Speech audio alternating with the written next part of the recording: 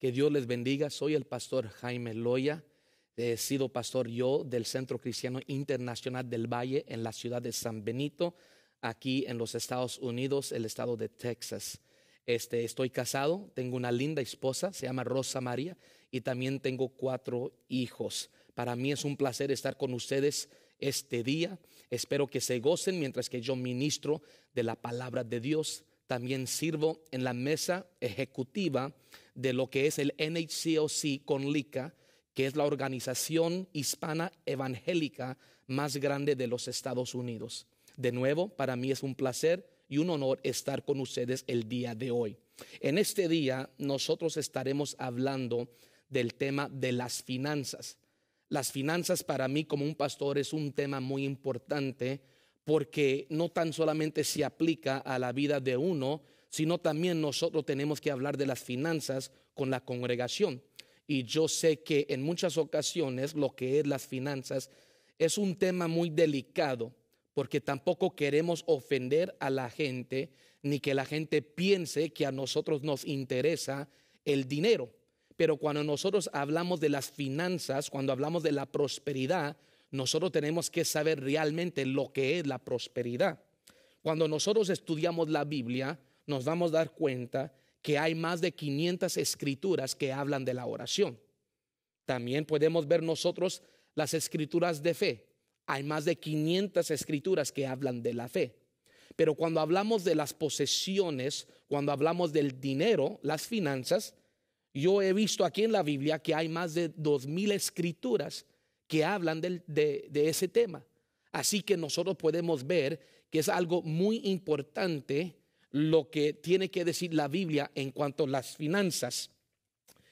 Pero primeramente yo quiero definir lo que es la prosperidad, porque mucha gente piensa que la prosperidad es tan solo tener dinero, y yo no creo que el dinero define realmente lo que es prosperidad, porque nosotros sabemos que uno puede tener mucho dinero y a la misma vez tener escasez o no tener lo suficiente en otra área de su vida. Estar batallando, por decir. Aquí en la tercera carta a Juan, el verso 2 dice: amado, yo deseo que tú seas prosperado en todas las cosas y que tengas salud, así como prospera tu alma. Aquí la Biblia nos habla de 3 áreas de prosperidad. La primera siendo lo económico, obviamente, pero también nos habla del alma de uno, lo que es la mente, las emociones, y también habla del espíritu, que Dios quiere que nosotros estemos prosperando espiritualmente, que para mí creo que eso es la raíz a la prosperidad, a lo que es realmente la prosperidad. Si uno no está prosperando en su espíritu, entonces para mí no importa si tiene dinero, no importa si tiene abundancia en otras áreas.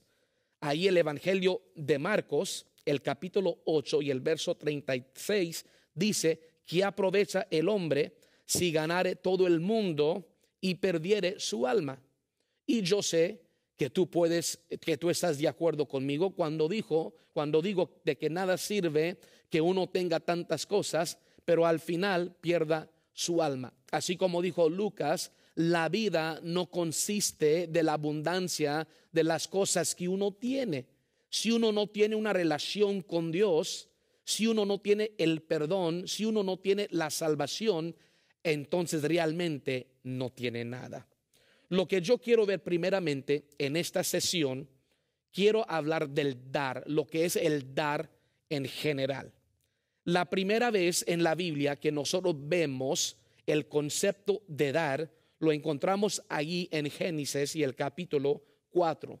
Ustedes conocen la historia de Caín y de Abel. Y allí en el verso 3 y 5 dice la palabra de Dios: y aconteció andando el tiempo que Caín trajo del fruto de la tierra una ofrenda a Jehová. Y Abel trajo también de los primogénitos de sus ovejas, de lo más gordo de ellas. Y miró Jehová con agrado a Abel y a su ofrenda, pero no miró con agrado a Caín y la ofrenda suya. Y se ensañó Caín en gran manera, y decayó su semblante. Aquí vemos que la primera vez que alguien le ofreció algo a Jehová en cuanto a lo que es el dar, o sea, el sacrificio, está aquí con Caín y Abel.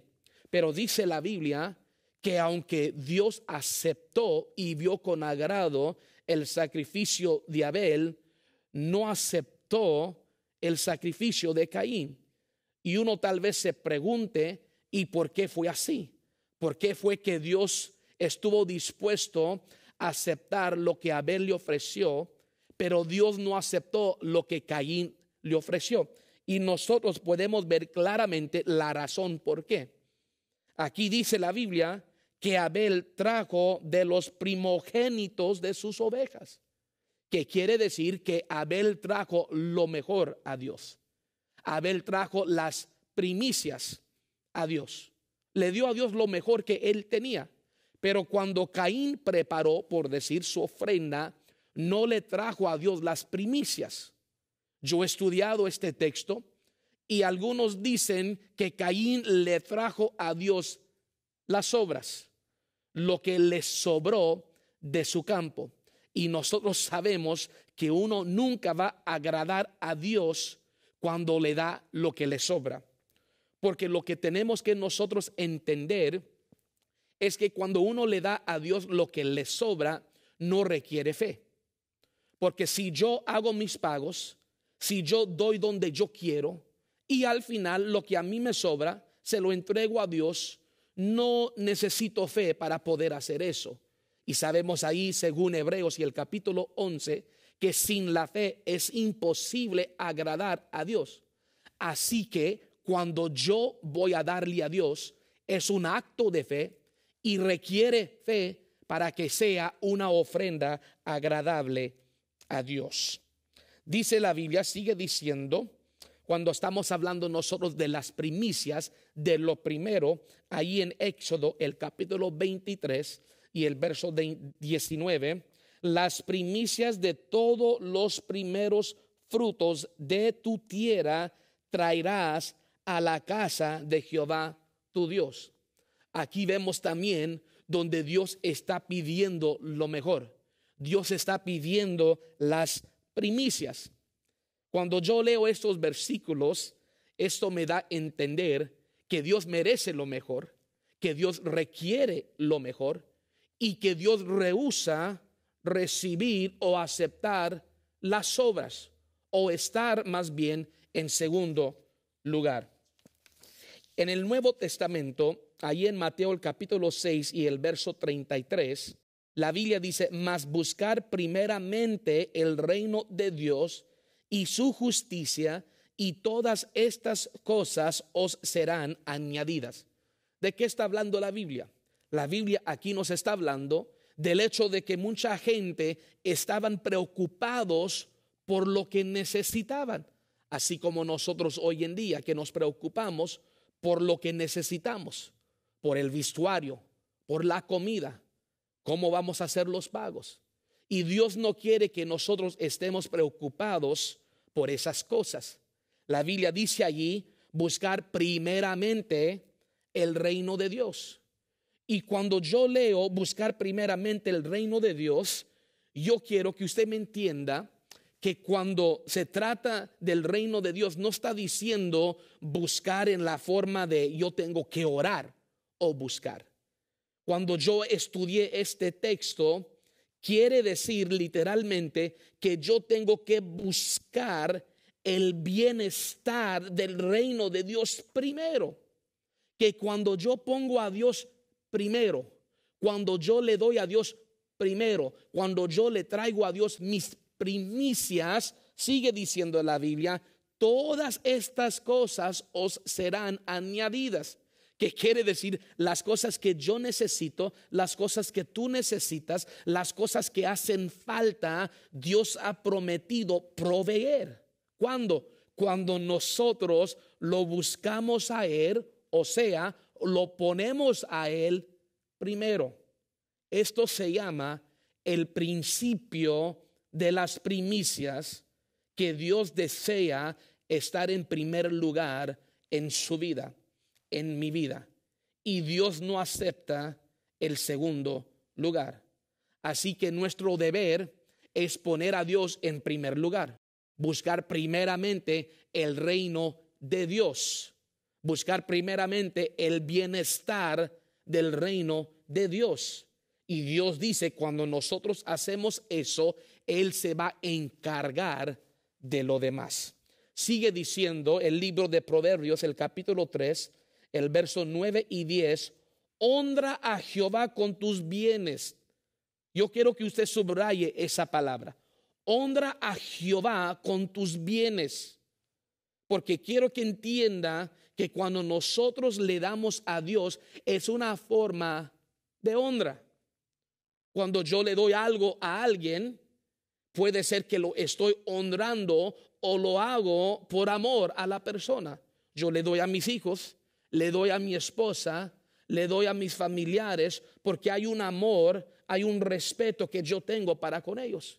Y lo mismo sucede con Dios. Cuando nosotros le damos a Dios, no es una obligación religiosa, es un honor que nosotros estamos dándole a Él. Sigue diciendo, honra al Señor o a Jehová con tus bienes y con las primicias de todos tus frutos. Aquí podemos ver nosotros una vez más esa palabra primicias, que Dios desea lo primero. Sigue diciendo, y serán llenos tus graneros con abundancia y tus lagares rebosarán de mosto. Aquí vemos nosotros el resultado de cuando nosotros le damos a Dios. Hay un resultado, hay un beneficio. Algo sucede cuando uno hace la decisión de honrar a Jehová con sus bienes. Y en unos momentos nosotros hablaremos de ello. Pero primeramente, antes de seguir, yo quiero hablar de la honra. Cuando yo honro a Jehová con mis bienes. Yo aprendí hace unos años, cuando estaba yo haciendo un estudio, estaba yo estudiando sobre el protocolo del rey o del reino. Cuando uno se acerca al rey, hay ciertos requisitos que uno tiene que seguir. Uno no va con el rey nomás a la laicedad, como dicen por acá. Uno no se acerca al rey como uno quiere. Uno tiene que cumplir con los procedimientos, uno tiene que cumplir con el protocolo para poder arrimarse o acercarse o aún hablar con alguien que tenga la posición de un rey. Esto se aplica en lo natural, en lo físico, en lo terrenal, pero también se aplica en lo que es lo espiritual, lo celestial. La Biblia dice que nuestro Dios es el Rey de reyes. Y porque es rey, Él merece ser honrado. Quiero enseñarle 3 cosas cuando nosotros hablamos de los procedimientos o los requisitos de acercarse uno al rey. Número 1, cuando uno quiere acercarse al rey, o más bien quiero decir, cuando uno tiene una cita con el rey, como lo tenemos cada domingo, cuando uno tiene una cita con el rey, uno nunca debe de llegar tarde. Eso es algo obvio. Es algo que nosotros debemos de entender. Si tú tienes una cita con alguien importante, en este caso, el más importante, el Rey de Reyes, uno nunca debe de llegar tarde. Yo le digo a la gente allí en la iglesia que así debe de ser. Cuando nosotros tenemos una cita con el Rey, nosotros debemos de llegar a tiempo, porque es una cita importante. Y nosotros no nos queremos perder lo que el Rey tiene para nosotros. Número 2, cuando uno está en la presencia del Rey, uno tampoco se debe de ir temprano, que también es un costumbre que muchos tienen, que se quieren ir aún antes de que termine el culto, antes de que se termine el servicio. El Rey, por decir, Dios a través de su Espíritu Santo todavía sigue hablando y la gente por X razones se quiere ir ya de la casa, se quiere ir del palacio, vamos a decir. Y nosotros tenemos que entender que cuando el Rey está hablando, cuando nosotros estamos en la presencia del Rey, es una falta de respeto salir de su presencia mientras que el rey esté presente. Pero en tercer lugar, la Biblia también nos enseña algo, y esto también es uno de los requisitos, por decir, que uno debe de mantener y cumplir estando en la presencia de un rey. Uno nunca debe de acercarse al rey con sus manos vacías. Esto es algo que para mí es tan importante, algo que yo mismo he practicado. Pero escúchame de nuevo. Número 3. Nunca se debe de acercar al rey con las manos vacías. En Éxodo el capítulo 34 y el verso 20, Dios dijo: y ninguno se presentará delante de mí con las manos vacías. Eso es algo importante, eso es algo que nosotros tenemos que entender, que uno nunca debe de tener las manos vacías. Cuando uno va delante del rey y tiene el privilegio de estar en su presencia, uno honra al rey con un regalo, o sea, una ofrenda. Una ofrenda. Cuando yo he tenido, por ejemplo, cuando yo he tenido en mi vida personal la oportunidad de conocer o de juntarme, encontrarme con un hombre o una mujer que para mí es alguien importante, yo siempre he practicado esta ley. Yo siempre he practicado este principio, porque yo quiero que esa persona sepa que yo quiero honrar el tiempo que ellos me han concedido.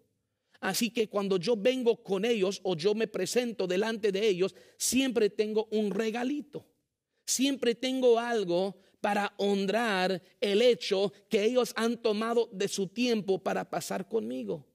Y así es también con Dios. No quiero decir que nosotros tenemos que, pero es una forma de honrar a Dios cuando nosotros estamos en su presencia y Él ha tomado tiempo de manifestar su gloria. Es una de las formas que nosotros honramos aquella presencia. Nosotros honramos el hecho de que Dios está allí. Y la forma en que nosotros lo hacemos es cuando le traemos un regalo, o sea, una ofrenda. Regresando a Proverbios y el capítulo 3, donde dice la Biblia que cuando nosotros honramos a Jehová con nuestros bienes y con nuestras primicias, serán llenos, eso es algo importante, serán llenos tus graneros con abundancia y tus lagares rebosarán de mosto.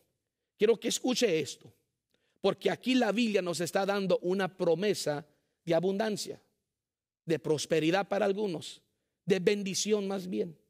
Dios dice que cuando nosotros lo honramos a Él, Él ha prometido llenar nuestros graneros, llenar nuestros lagares. Y esto una vez más representa la bendición y la provisión que viene cuando uno se dispone a honrar a Dios con lo que tiene. Pero quiero que entienda algo, que esto es lo que yo llamo el resultado de aquella semilla, el resultado de la ofrenda, pero nunca debe de ser el motivo de nuestro corazón. Hoy en día en las iglesias se acostumbra mucho el dar solamente para poder recibir. Y cuando eso sucede, yo me pregunto si los motivos están en el lugar adecuado. Porque nuestro motivo debe de ser por amor a Dios, por amor a su obra, por amor a las almas que están perdidas, que nosotros como iglesia de Jesucristo queremos alcanzar. Si usted ve el famoso Juan 3:16, dice la Biblia: de tal manera amó Dios al mundo que dio. La expresión del amor de Dios fue en que dio a su Hijo unigénito para morir por nosotros, para que todo aquel que en Él crea no se pierda, mas tenga vida eterna. Entonces, ¿cuál fue el motivo de Dios de enviar a su Hijo? De dar a su Hijo. Es lo que dice la Biblia: Él dio al mundo su Hijo. ¿Por qué? Por amor. El amor es el motivo, el amor es lo que a nosotros nos hace querer dar. Es la razón por qué nosotros damos, porque nosotros amamos a Dios. Pero tenemos que también tomar en cuenta que sí hay una bendición, sí hay provisión, sí hay algo que sucede cuando uno honra a Dios. Pero nunca, lo repito, nunca debe de ser la razón y el motivo por qué nosotros damos.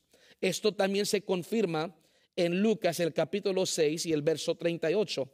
Dice: dad y se os dará, medida buena, apretada, remecida y rebosando darán en vuestro regazo, porque con la misma medida con que medís os volverán a medir. Así que nosotros vemos una vez más que hay un resultado, hay un beneficio que viene cuando uno le da a Dios. Pero regresando a lo que yo dije, nunca debe de ser el motivo por el dar.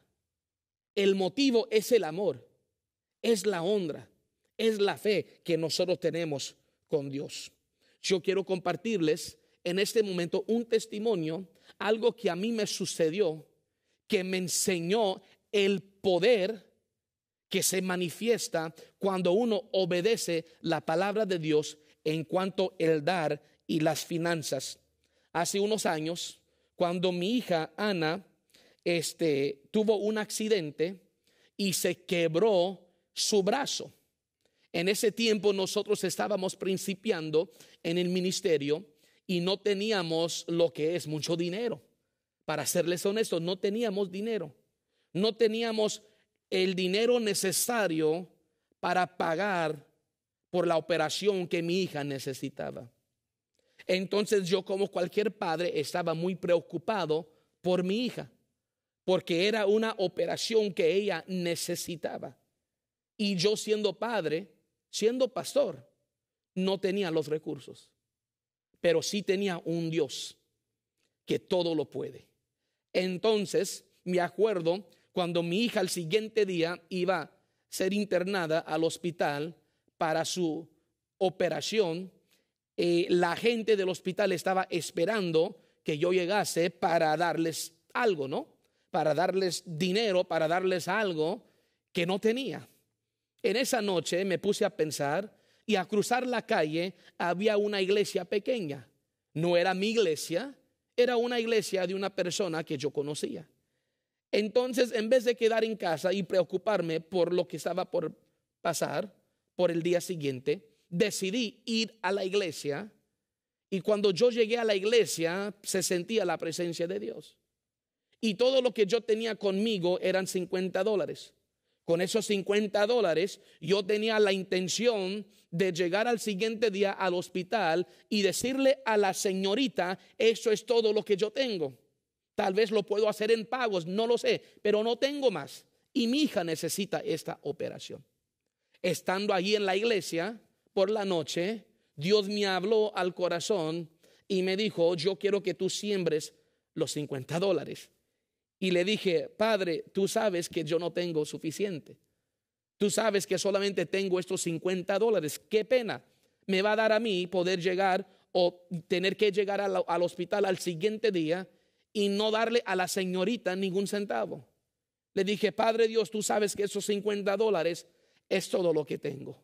Pero el Señor me puso en el corazón y me dijo de nuevo: siembra esos $50. Pon esa ofrenda en la canasta. Y yo obedecí a Dios, no sabiendo lo que Dios iba a hacer.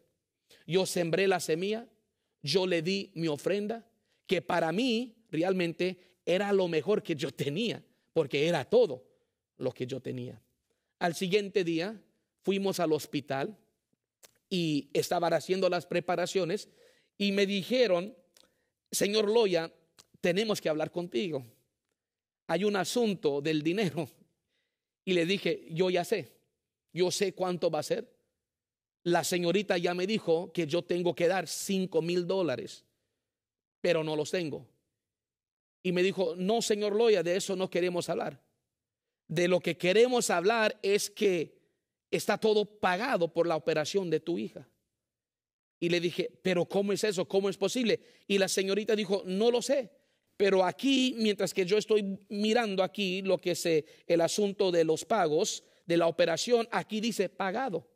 Ahora, yo no quise investigar más, porque si está pagado, pues entonces está pagado. Y la señorita me dijo, no te preocupes más, tu hija puede tener la operación y tú no vas a tener que pagar ningún centavo.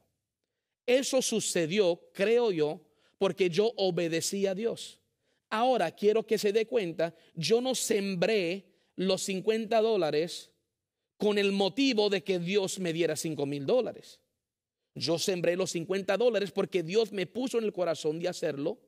Yo sembré los $50 porque yo quise obedecer lo que es la palabra de Dios. Y en mí había la fe que Dios sabía lo que yo estaba pasando y Dios iba a encontrar una forma de suplir mi necesidad. Y Dios lo hizo y lo sigue haciendo. Y por eso, cuando nosotros hablamos de lo que es el dar, nosotros tenemos que saber que es algo tan importante que nosotros tenemos que practicar. Nosotros como pastores, nosotros como iglesias, nosotros como individuos, debemos de practicar lo que es el principio de la siembra y también de la cosecha. Lo que habla la Biblia acerca del dar y también del recibir. Yo quiero terminar, pero quiero una vez más concluir hablándoles de lo que ya hemos repasado. Que cuando nosotros hablamos del dar, es algo que sí desata la bendición de Dios, pero es algo que nosotros hacemos para honrar a Dios, para adorar a Dios. Y también quiero que tomes en cuenta, porque en unos momentos, en la siguiente sesión tal vez, nosotros veremos esto, que cuando Abel y Caín le entregaron a Dios su ofrenda, eso fue casi más de 2000 años antes de lo que era la ley. Porque yo no quiero que nadie piense que cuando nosotros hablamos del dar, que solamente es parte de una ley que nosotros tenemos que cumplir, que es parte de una ley que nosotros tenemos que hacer. Porque Dios no quiere nuestro amor, Dios no quiere lo que nosotros damos solamente por obligación. Lo que Dios quiere es que nosotros demos como cada uno de nosotros hemos propuesto, usted ya sabe, en nuestro corazón. ¿Por qué? Porque Dios ama el dador alegre. Y el que hace las cosas por obligación, el que hace las cosas a la fuerza, no lo hace con alegría. Pero cuando nosotros damos y entendemos el principio de las primicias, entendemos el poder de dar, entonces nosotros podemos hacerlo con fe y con alegría. También hemos entendido que cuando yo me acerco al rey, yo tengo que hacer ciertas cosas.